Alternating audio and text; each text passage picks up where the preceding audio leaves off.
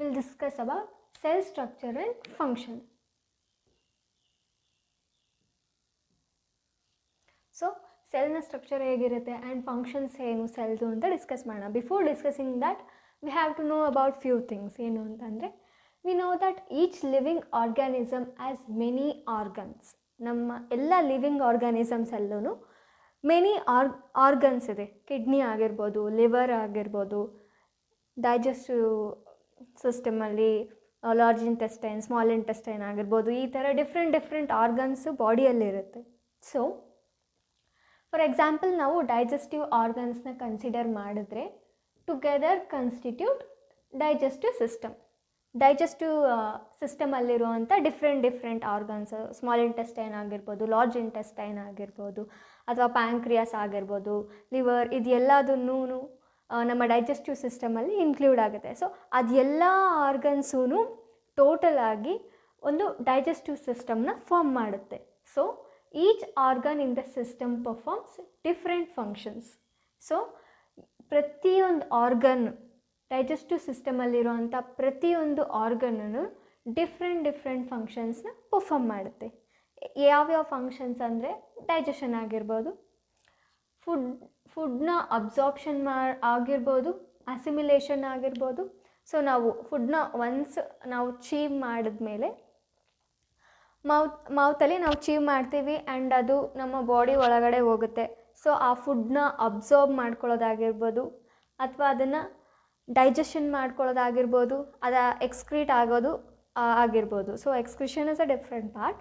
So digestion, ಎಲ್ಲ food absorb ಆಗಿರೋದ್ರಿಂದ digestion ಆಗೋವರೆಗೂ ಏನೆಲ್ಲ ಫಂಕ್ಷನ್ಸ್ ಇದೆ ಅದು ಎಲ್ಲದನ್ನು ಡೈಜೆಸ್ಟಿವ್ ಸಿಸ್ಟಮ್, ಡೈಜೆಸ್ಟಿವ್ ಆರ್ಗನ್ಸ್ ಅದನ್ನು ನೋಡ್ಕೊಳ್ಳುತ್ತೆ. So they perform their functions. So similarly different organs of plants perform specific function. So ನಾವು ಹ್ಯೂಮನ್ಸಲ್ಲಿ ಅಥವಾ ಬೇರೆ ಅನಿಮಲ್ಸಲ್ಲಿ ನಾವು ಕನ್ಸಿಡರ್ ಮಾಡಿದ್ವಿ ದಟ್ ಒಂದು ಡೈಜೆಸ್ಟಿವ್ ಸಿಸ್ಟಮ್ನ ನಾವು ಕನ್ಸಿಡರ್ ಮಾಡಿ ಅದರಲ್ಲಿ ಡೈಜೆಸ್ಟಿವ್ ಆರ್ಗನ್ಸ್ ಹೇಗೆಲ್ಲ ಫಂಕ್ಷನ್ಸ್ನ ಪರ್ಫಾರ್ಮ್ ಮಾಡುತ್ತೆ ಅಂತ ನೋಡಿದ್ವಿ. ಅದೇ ರೀತಿ ಸಿಮಿಲರ್ಲಿ ಪ್ಲ್ಯಾಂಟ್ಸಲ್ಲಿ ಏನು ಅಂತಂದರೆ, ಪ್ಲ್ಯಾಂಟ್ಸಲ್ಲೂ ಡಿಫ್ರೆಂಟ್ ಆರ್ಗನ್ಸ್ ಇರುತ್ತೆ ಪ್ಲ್ಯಾಂಟ್ಸ್ ಬಾಡಿಯಲ್ಲಿ. ಸೊ ಆ ಪ್ಲ್ಯಾಂಟ್ಸ್ ಬಾಡಿಯಲ್ಲಿರುವಂಥ ಡಿಫ್ರೆಂಟ್ ಆರ್ಗನ್ಸು ಸಹ they perform specific functions.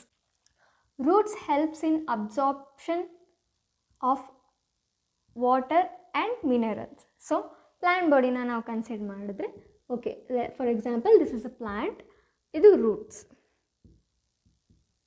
Soil, plant, roots.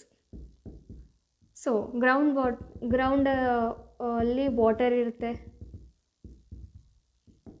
Water and different types of minerals ಇರುತ್ತೆ.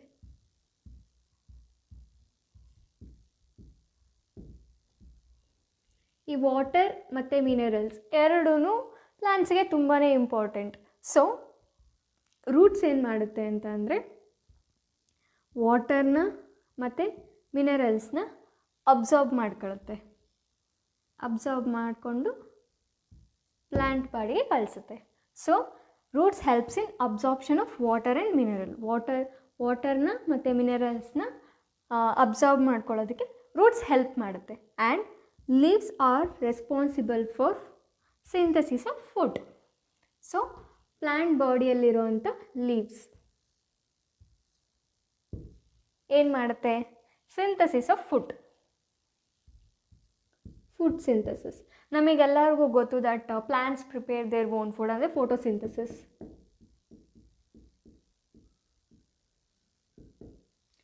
They can prepare their own food. ನಾವು ಫುಡ್ನ ಪ್ರಿಪೇರ್ ಮಾಡ್ಕೋತೀವಿ, it is a different thing. ನಮಗೆ we are not going to prepare by our own selves.